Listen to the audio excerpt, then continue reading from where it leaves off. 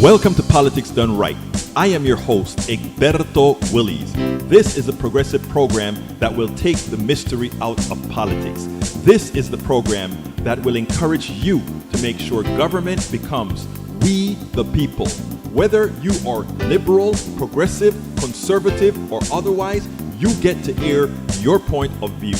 We are an independent media outlet that, unlike mainstream media beholden to corporations, we only owe allegiance to you. Remember, you can also send me a tweet at EGBERTOWILLIES. That is at Egberto Willies. Let us engage. It is Politics Done Right.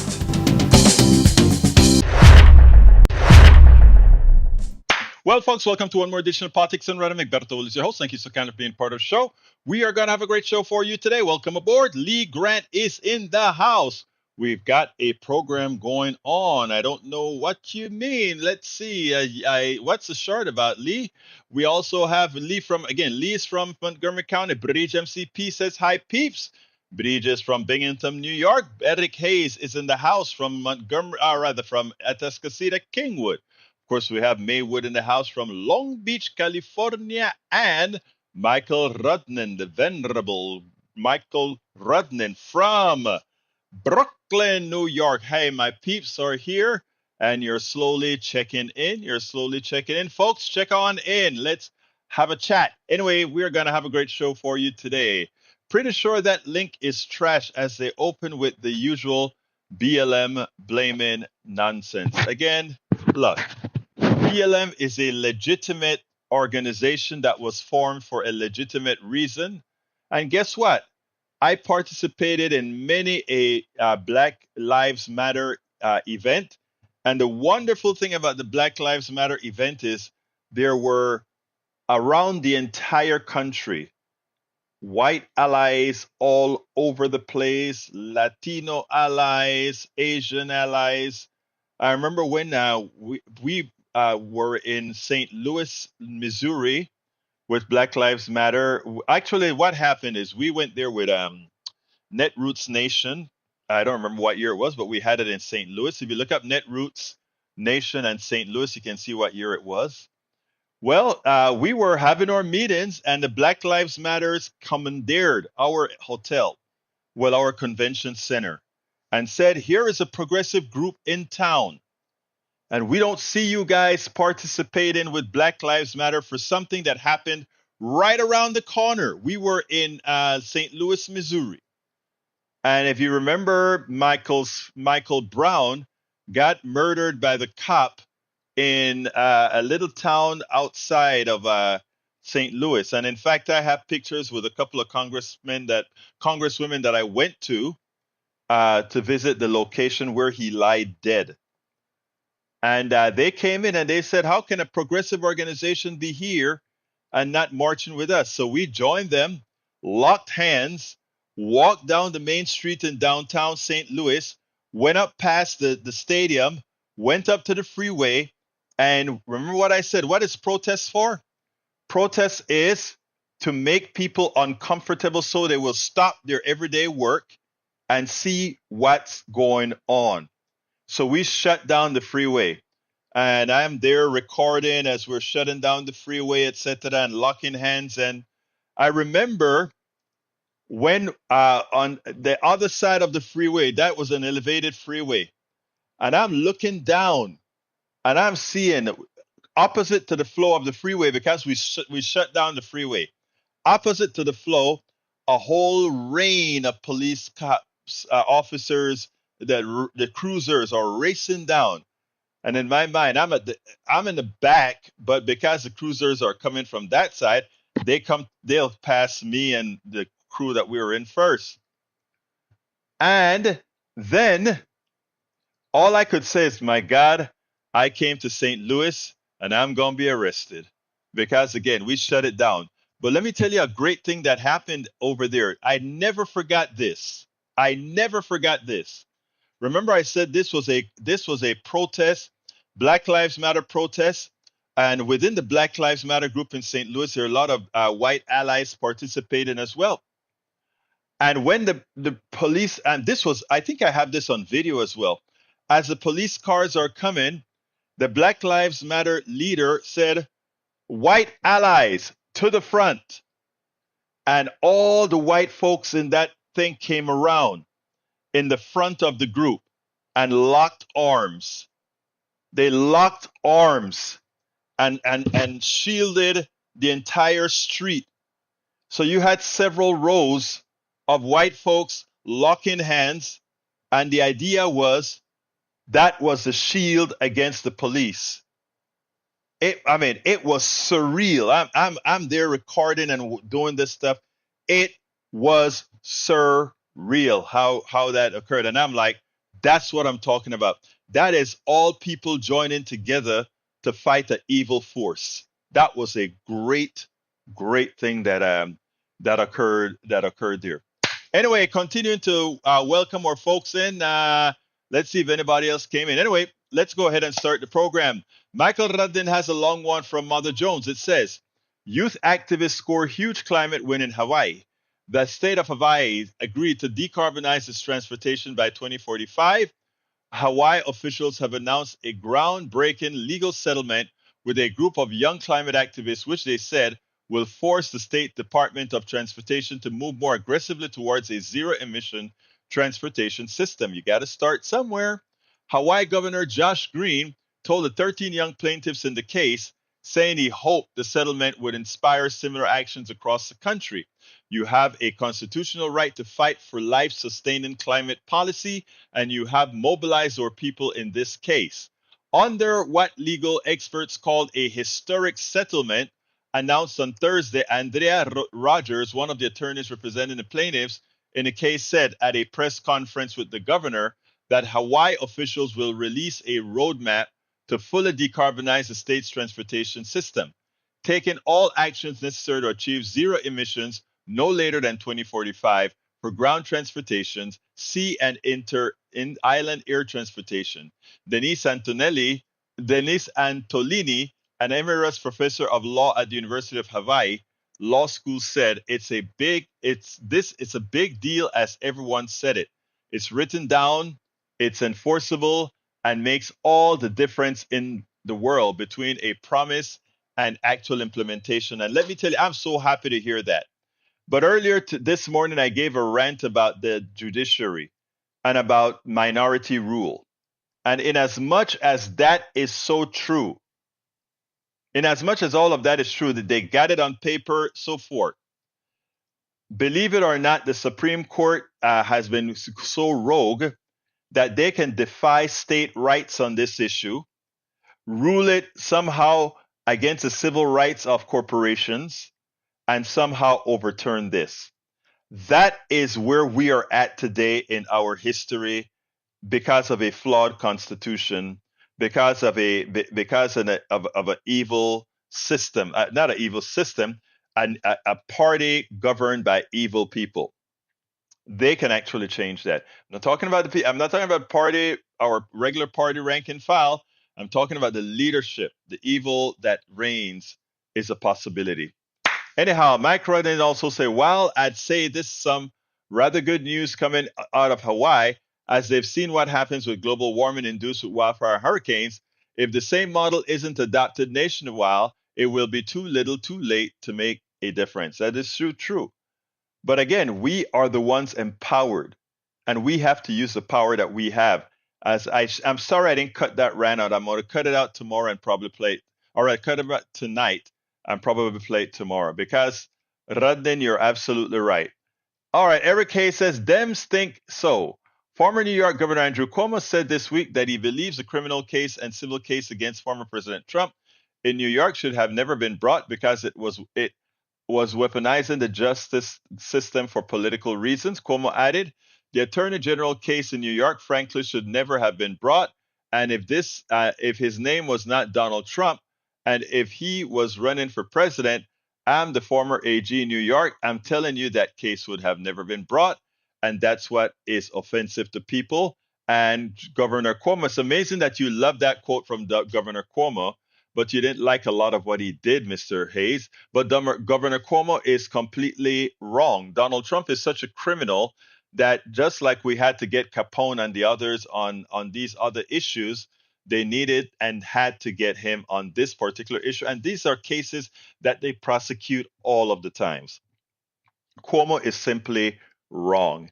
Cuomo is trying to seek favor with the same people that right now that is giving Donald Trump a helping hand. And what Cuomo is attempting to do as well is, in case Donald Trump is a winner, Donald Trump will have in his repertoire where Governor Cuomo said, "Oh my God, we shouldn't have prosecuted Trump."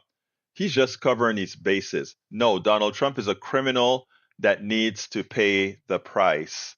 All right, continuing. Let's see.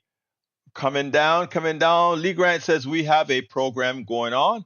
Pro-Hamas and Hezbollah extremists violently attack American Jews in Los Angeles, and the politicians ordered the police to do nothing to defend them. Look, anytime you attack innocent people, you should be prosecuted, no doubt.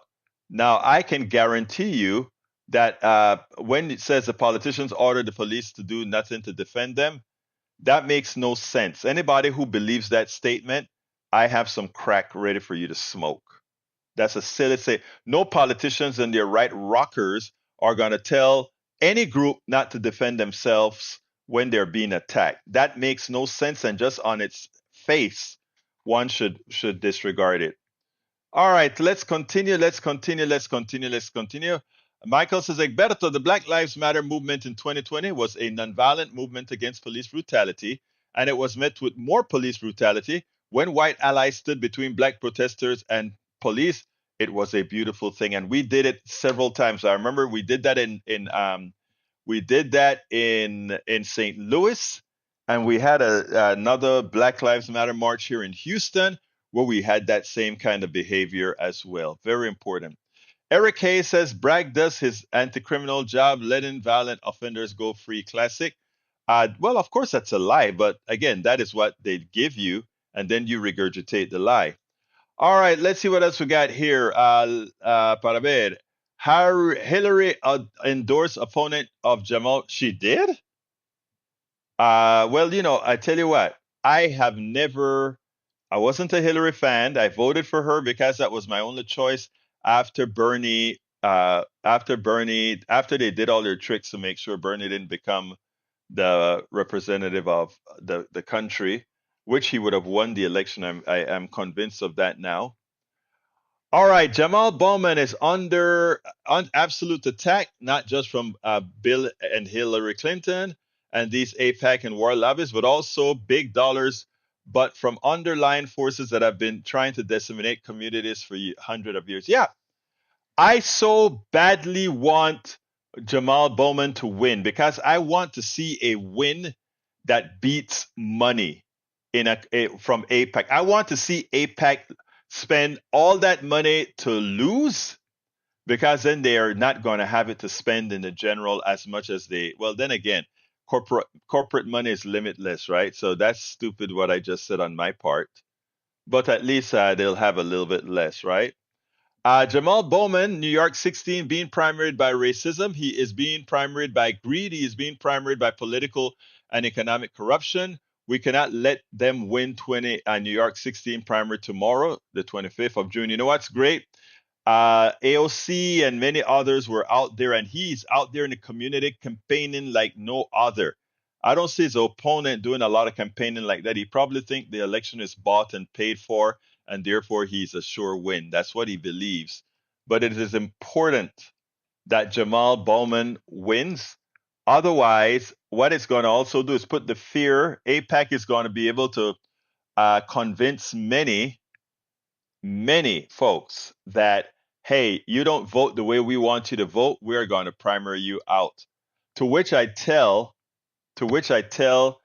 these politicians that are subject to being primaried out, start building your defense and start building what you're going to do after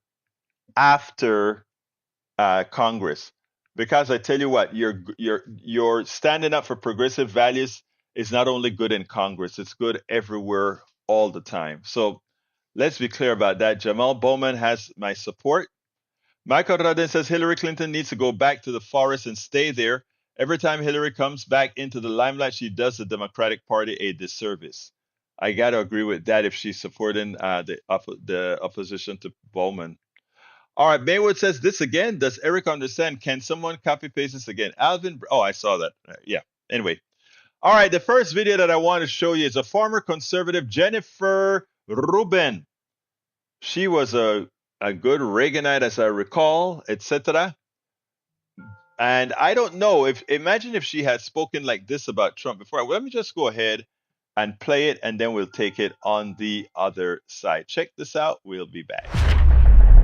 I remember when Jennifer Rubin, who is now a political consultant, I remember her writings. I remember when she was a staunch conservative. I wish that back in 2014 and 2015, as Donald Trump was pondering what he was going to do as far as attempting to run for president, that these people were this poignant in the way they spoke about it, that they were this accurate in the way they spoke about Donald Trump. But they pretty much gave him a pass back then, gave him plausibility. I don't know if what she's saying now is too little, too late, but at least it gives some context as to who this dude really is. He had never been someone with somebody with much upstairs. That's why he went bankrupt so many times. That's why he lives a life of criminality. That is why he doesn't even know how to do so many things, but have others do it for him, get in trouble for him, just based and using his name recognition. Listen to what this conversation between Ali Velshi and Jennifer Rubin, because I tell you something, what she says speaks volumes, and it's pretty damn accurate. Jennifer, you pointed out something to me. Donald Trump's going to be talking tomorrow. You often are with me on Sunday mornings after he does these rallies, and you never know what he's going to do. He's either going to dial up his authoritarian rhetoric to an 11, but increasingly these days, he's just saying ridiculous things. The whole sharks and electrocution matter. I don't know what he was talking about with Joe Biden and fingers. He just says these nonsensical things. The crowd kind of goes along with it like they're in on the joke. I'm pretty clear nobody knew what he was talking about when he was talking about sharks and batteries and electrocution and choosing death by shark over death by electrocution. I do think how are we supposed to have this conversation? People talk about Joe Biden and his age. What about Donald Trump and the weird stuff that he just comes up with, these non sequiturs, Hannibal Lecter referring to him as if he was a real person? What are you supposed to do about this? He's nuts. Whether he's clinically nuts, whether he's medically nuts, I'm not prepared to say. But his brain does not function properly. He leaps from one topic to the other. He has non sequiturs. He believes in preposterous things. Sometimes he can't even get a word out. He makes a sound instead. Something is seriously wrong with him. But what we have, of course, is the emperor has no clothes. Those crowd cult members, of course, don't admit that he's a lunatic and that there's something bad with his brain. They simply stand there cheering along. And no one has the guts to say, gosh, he makes no sense. So it's going to be really interesting. And I have encouraged the Biden campaign and the president through my writing. I don't know whether he's going to take the advice to turn to Donald Trump when he does this at the debate and say, I don't know what the hell you just said. You sound nuts. It's not until he's confronted, until people point out that he is incoherent, that he is, in some sense, not all there, that I think you break down the illusion. And, he thrives because people pretend and fill in the blanks and treat him like he's a normal or even a super normal person. And he's not. He's wholly uninformed, he's dumb, and he's dangerous. I know our viewers don't tend to like to watch these rallies. So yes, what she has to say is so true. There is something not right in the guy's mind. Yes, he's a narcissist, but it's deeper than that. But the thing that I think makes him the most dangerous for the presidency is one of the last statements she made, where she says, he's wholly uninformed, dumb, and dangerous. Because again, he has the mind of a child. He executes his vengeance and concerns with the same attitude of a child, and I don't mean a senior in high school. I don't mean an older middle school student. I'm talking about he has the aptitude of likely one, not a very articulate elementary school student, and that is sad. It is sad that we have people in this country who, because of many factors, because of many grievances, would try to stick it to the system by putting the country in danger by electing somebody that, as Rubin says, wholly uninformed, dumb, and dangerous, and not all there. Dumb, dangerous, and not all there. Man, does that describe Donald Trump or what? Dumb, dangerous, and not all there. Amazing. Anyhow, folks, so continuing la discusión, let's see what we got here. If anybody else joined with us, folks, the telephone number, if you want to call in, is 281-823-7747. Again, that number is 281-823-7747. I'm going to hold off from the next video for a couple minutes to see if anybody wants to call in and make any comments. After that, I'll go straight to the other video. So I'm going to wait a couple minutes. I'm into 30 seconds of the wait already, but we are going to get busy with the other video in a minute. Let's go ahead and do this one, and then we'll take it on the other side. Let's go.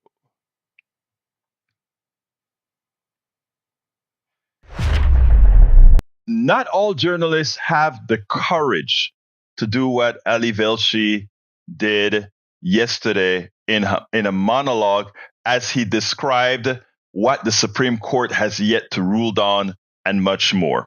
But what he did is made the case why Donald Trump is a clear and present danger and why America must, in fact, defeat Trumpism. I want you to listen to this piece in detail. I chopped it up so that it'll fit in a more in a tighter time, but I don't think I missed anything. Check out this soliloquy by Ali Velshi. It could not have been done any better. Chief Justice Roberts, in the majority opinion, wrote, quote, "The laws confirm what common sense suggests. When an individual poses a clear threat of physical violence to another, the threatening individual may be disarmed. When an individual poses a clear threat, that threatening individual may be disarmed. Does it apply to this individual?" Those J6 warriors, they were warriors, but they were really more than anything else. They're victims of what happened. All they were doing is protesting a rigged election. The Supreme Court again today said nothing about that individual. He's not trying to buy a gun. He's trying to get complete immunity for the effort to overthrow the election that culminated in the violent attack on the Capitol on January the 6th, calling the convicted attackers his warriors, victims. Those are the people who beat police officers, hunted members of Congress, threatened to hang the vice president. He's repeating the lie that the election he lost was rigged. He has not been deterred in the least. He's doubling down. Trump is saying that he will pardon these criminals, offering them immunity and possibly the opportunity to do it again. And the court said nothing on that today, even though it's been 6 months since Special Prosecutor Jack Smith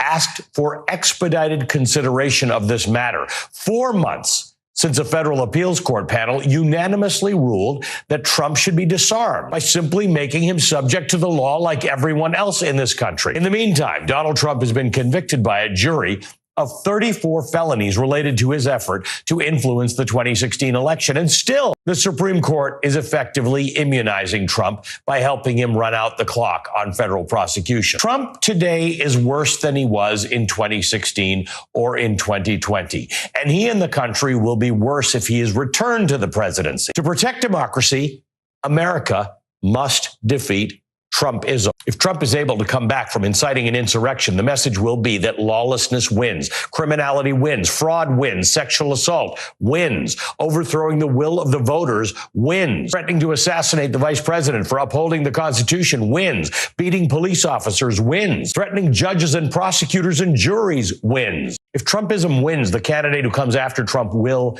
be worse because they won't be pretending like some Republican senators who are cowards, but know exactly who Trump is. This is now multiple rallies where people are assaulted and beat up, where a guy gets sucker punched by one of the Trump supporters. And then instead of condemning it, Trump is silent. When the guy is released from jail, he says the next time maybe we should kill the protester. Again, there's silence.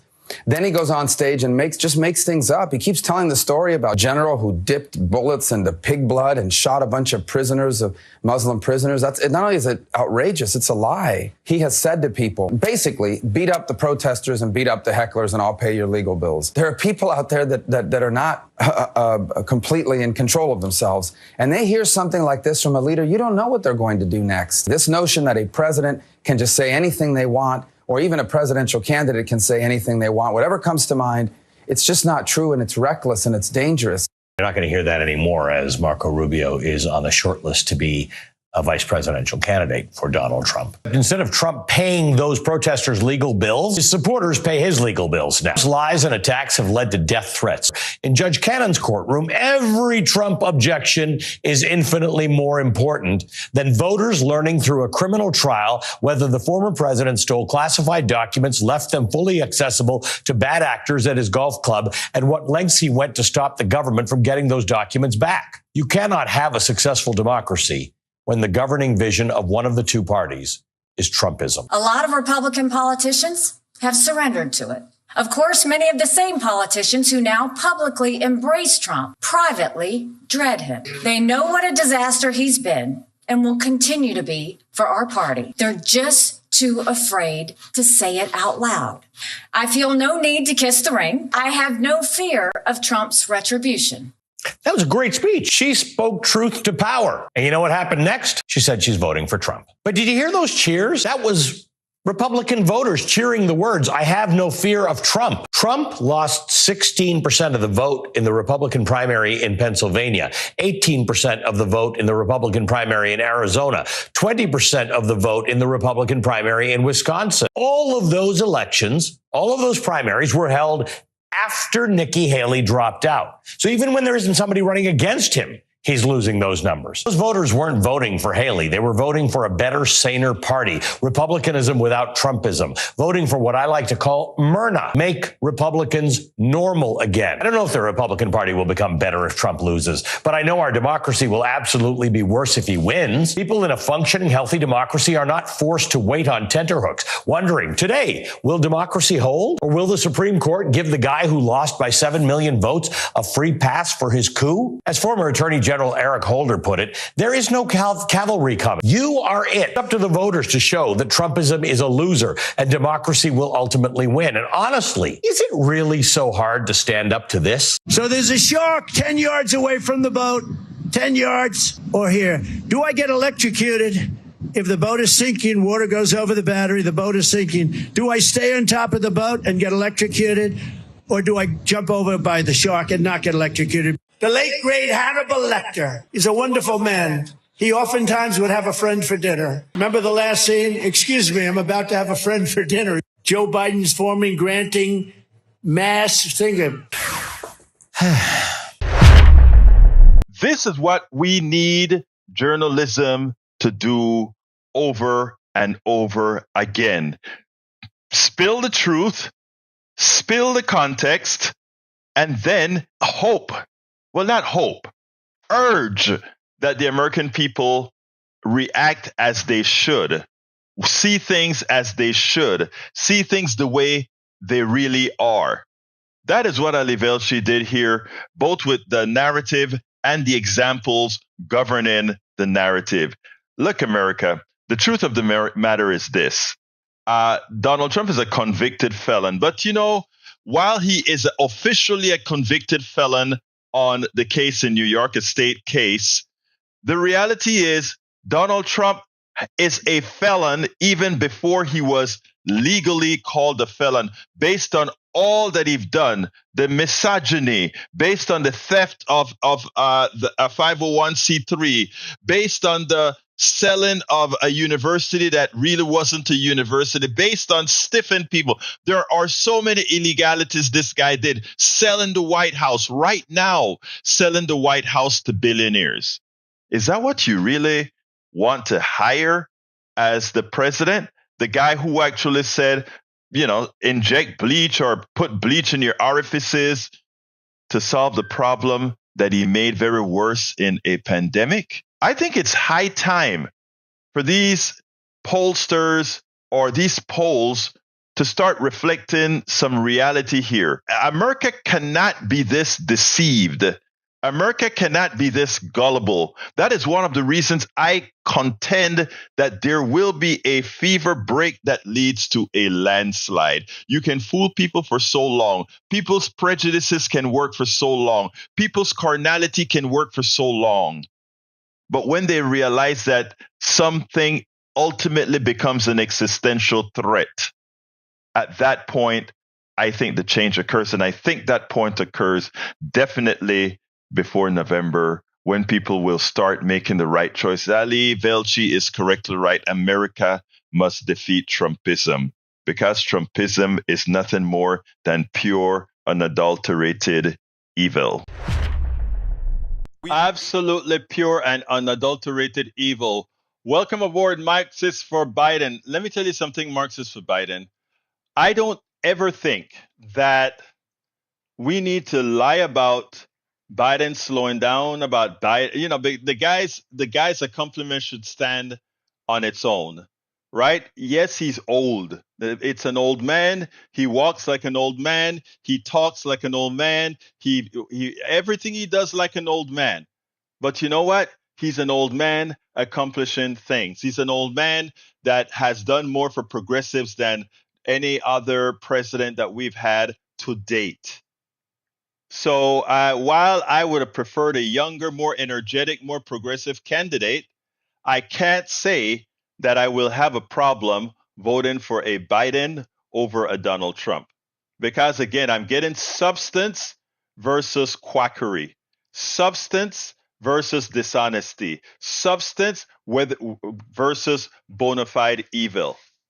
And there's no two ways about it. Substance versus bona fide evil. All right, let's see what else we got here. Melissa Bowie says, thanks for a little experience history on BLM.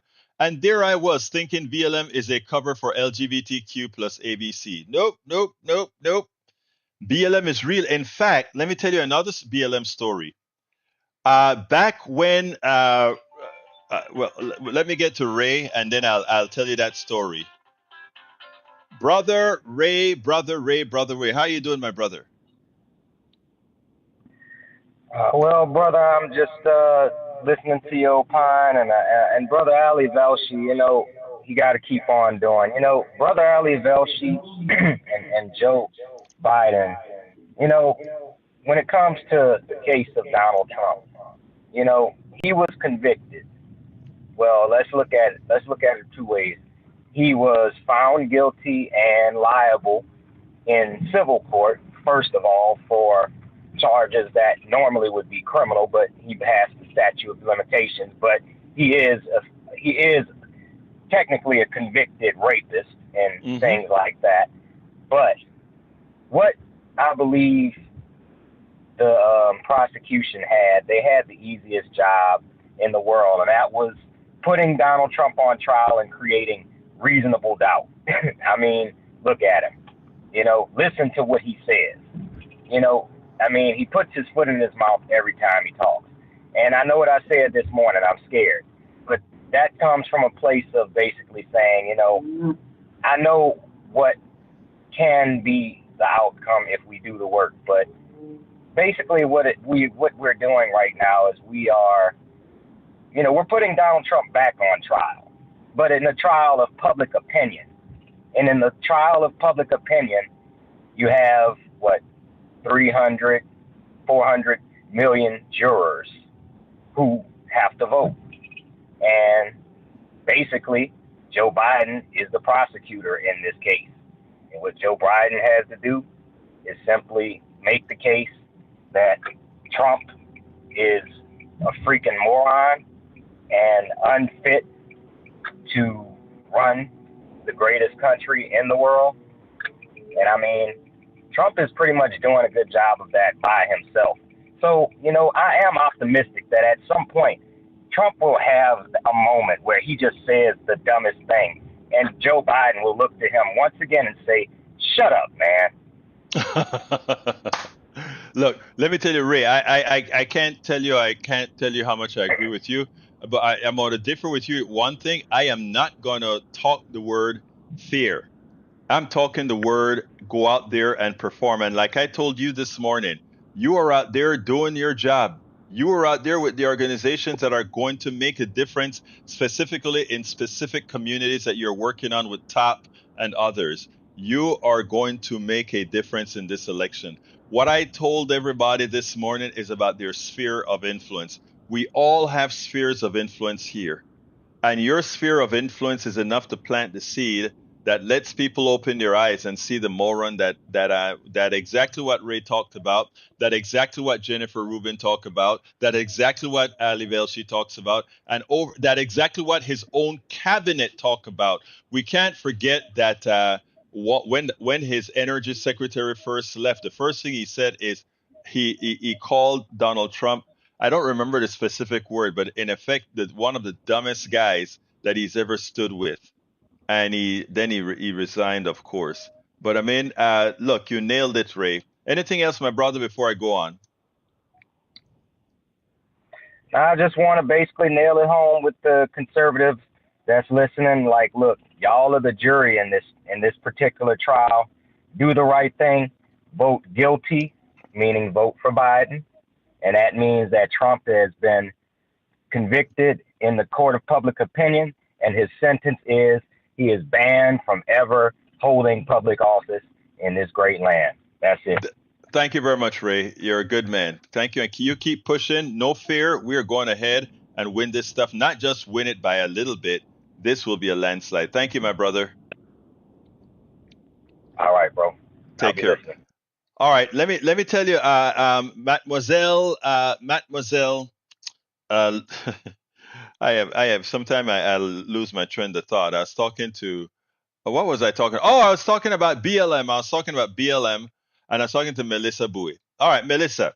Let me give you another quick story. But before I tell that story, since we left with Brother Ray talking about Trump, Bridge MCP gives a good one here, and I want all of our conservatives to remember that.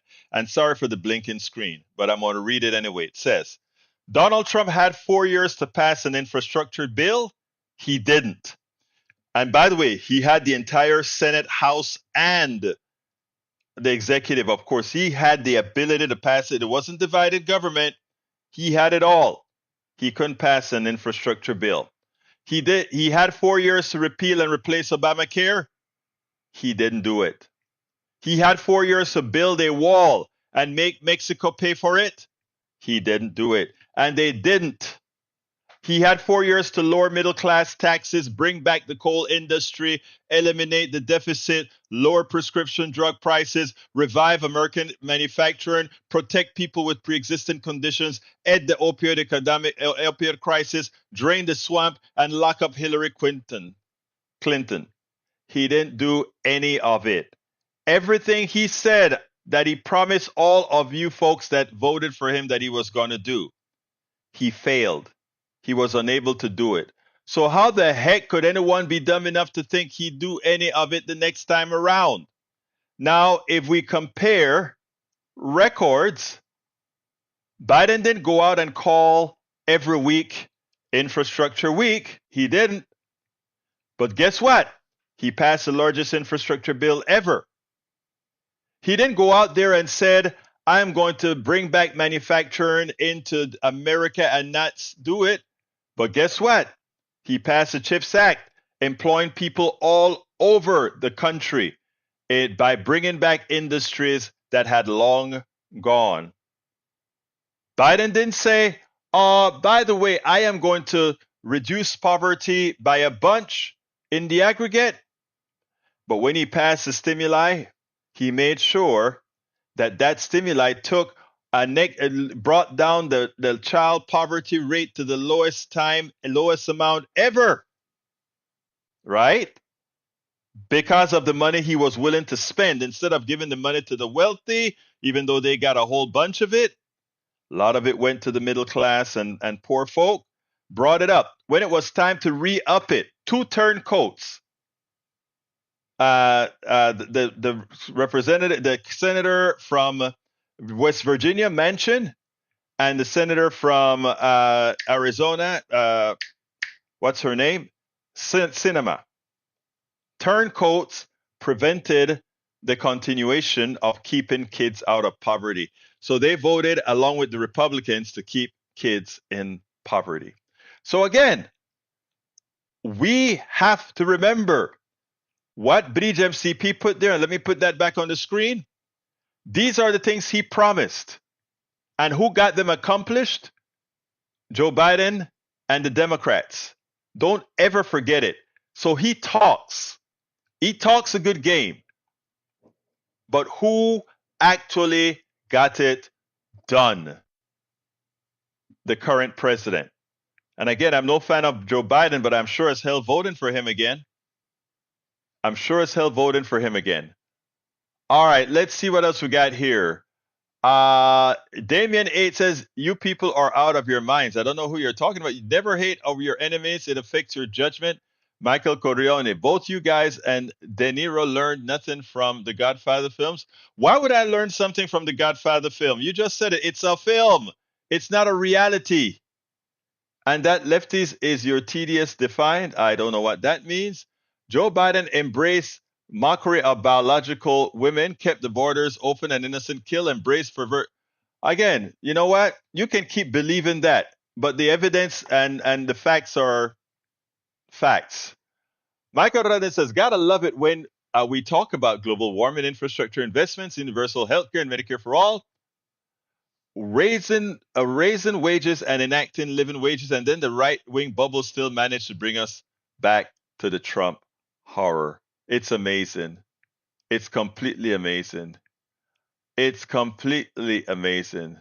But you know what? It doesn't matter, folks, because like I said, the fever will break, and Brother Biden will win in a landslide. All right, continuing with our program. Mr. Rational says, I am a progressive. I don't like people who kill homosexuals and treat women like chattel. Therefore, I don't like Hamas and I don't like Jamal Bowman. Why do you? Jamal Bowman is a very solid progressive. And the fact that you just made those comments about Jamal, right, actually proves that money sometimes can get to the narrative and make one have a wrong decision. If you think the guy that's running against Jamal is any good or is any good for the progressive movement, I have a bridge to sell you. Jamal doesn't believe in anything that you just said there. I know Jamal. Jamal is a solid progressive who believes in making sure Jews, Palestinians, and everybody have equal access to success and also have life. What Israel is doing in Palestine, in Gaza right now, is genocide.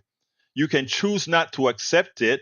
You can choose to not believe your eyes. You can choose to see the decimation of Gaza, building after building, cracked bones after cracked bones, dead babies after dead babies, dead women after dead women, cracked down, blown up into rubble.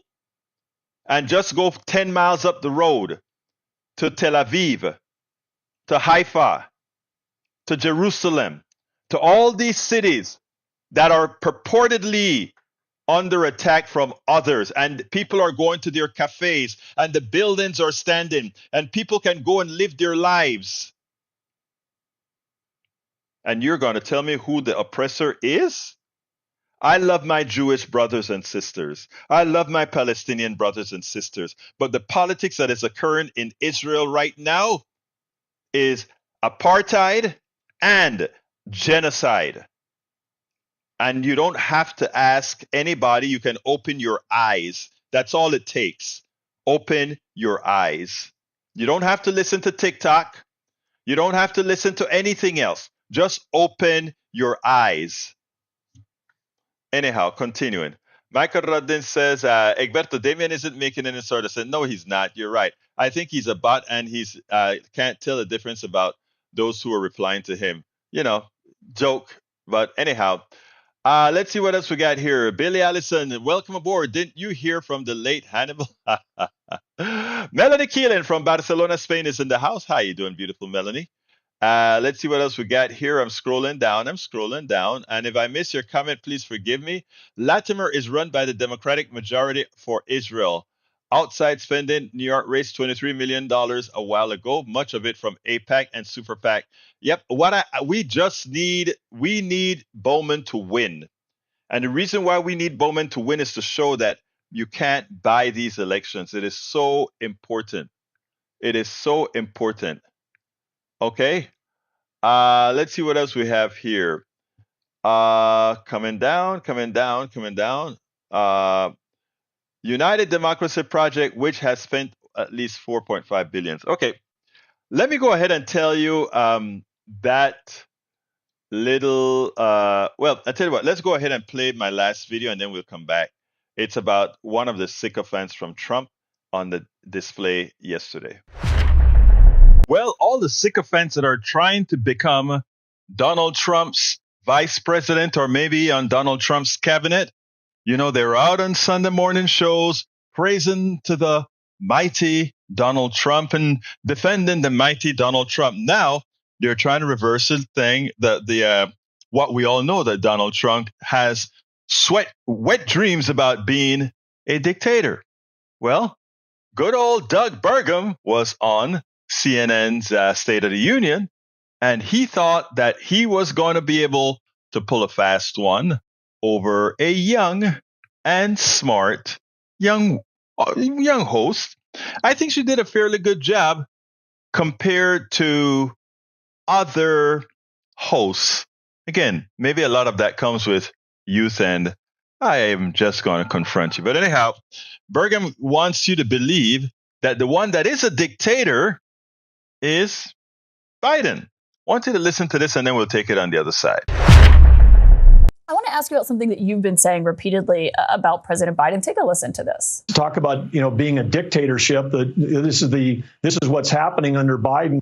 Under Joe Biden, we're actually living under a dictatorship today. If you want to find out what it's like to live in a dictatorship, we're living in one now. So we know what it's like under a dictatorship, and that dictatorship right now is Joe Biden. I understand you don't like President Biden's policies on immigration or student loans, but respectfully, I mean, you're calling the democratically elected president a dictator? Well, we've got three branches of government, and this president, more like any other, has bypassed Congress because as a governor of a natural resources state, a big ag state, we're facing over 30 rules and mandates. Each one of those could be 800 pages to 1,400 pages long. None of them have come from Congress, and all of them could literally kill the industries that we have in our state, including baseload electricity, which we need to be competitive in the arms race around AI with China, who's building baseload electricity plants like 2 a month. So that's happening without Congress. And then, of course, on the student loan thing, when the Supreme Court ruled against him, then he just said, hey, we'll figure a different way to do it. So I just think that there's, again, a double standard here. He is bypassing the other two branches of government to push an ideological view, whether it's on economics or whether it's on climate extremism. He's doing that without using the other branches. And I think you don't like his executive orders and you don't like his policies. I understand that. I don't think anyone expects the Republican governor to agree with President Biden on that. But it's not a dictatorship. Well, I think, again, part of where this word has come from has been a nonstop media attack on President Trump, saying that he might use executive orders when he takes office. And I'm was trying to make the point here that under this current administration, most of the changes that are driving inflation in our country, the stuff he's not doing on the border, which he could be doing with executive orders. I mean, the open borders and the inflation are things that he's doing by himself alone, ignoring the otother branches of government. Well, I counted. Trump signed 220 executive orders when he was in office. President Biden so far has only signed 139, the same, time span. And on executive action on immigration, it was Speaker Mike Johnson who was calling on President Biden to take executive action, saying it wasn't Congress's responsibility, it was his. Let me tell you what impressed me with the host. He could have said a whole lot of different things, but there's nothing like having a host that is prepared. She points out to Burgum, the things that you're mentioning isn't about, you may disagree with it, but it's not following a dictatorship. But then she was sufficiently knowledgeable to know two things. As far as using executive authority, it is Mike Johnson of the Congress that wants the president to do that when it comes to immigration and other things that they are incapable or too divided to pass. So there we have the Republican Speaker of the House insinuating that the president should take executive actions on issues. But more importantly, she pointed out to Doug Burgum, who probably should have done his homework, that if he's calling the Biden a dictator because of the amount of executive actions he takes, actions that don't require the Congress at all, that the person who had many more executive actions, and remember, there are only about 6 and change left in the first term for Biden. Donald Trump had a hell of a lot more executive actions. So again, she pointed out, she called them out, and it makes them look silly. Absolutely so, folks.